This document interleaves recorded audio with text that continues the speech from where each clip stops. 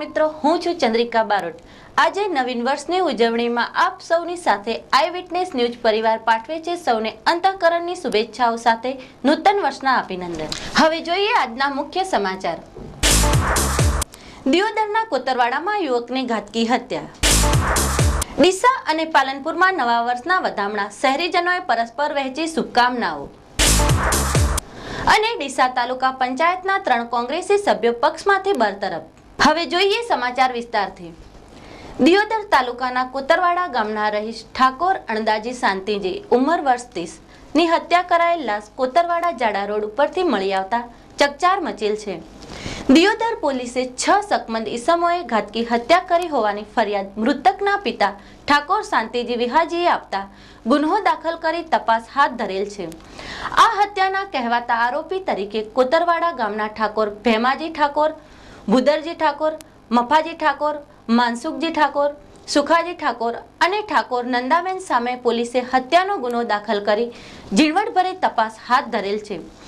આ હત્યા જૂની અદાવતના કારણે થઈ હોવાનું પ્રાથમિક તપાસમાં બહાર આવેલ છે, જેમાં 25મી ઓક્ટોબરના રોજ મૃતકને આરોપી ભેમાજીએ ફોન કરી બોલાવ્યો હતો અને તે બાદ તેને મોટરસાયકલ ઉપર બેસાડી જોશભેર મોટરસાયકલ લીમડાના ઝાડ સાથે ટકરાવી હત્યા કરાઈ હોવાનું ફરિયાદી દ્વારા જાહેર કરાયેલ છે।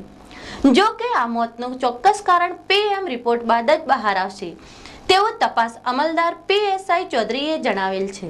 બાબર નગરપાલિકા હાલ એનસીપી તથા કોંગ્રેસ ગઠબંધનથી બનેલી બોડી ચલાવી રહી છે, જેમાં વિરોધ પક્ષ દ્વારા અનેક મુદ્દે નગરપાલિકા શાસકો અને ચીફ ઓફિસરને ઘેરવામાં આવતા બાબર નગરપાલિકા વિવાદમાં સપડાઈ હતી, જેમાં માત્ર 1 વર્ષના ટૂંકા ગાળામાં ચીફ ઓફિસર ચિરાગ ચૌધરીની બદલી કરાતા બાબર નગરપાલિકામાં ચકચાર ફેલાયો હતો।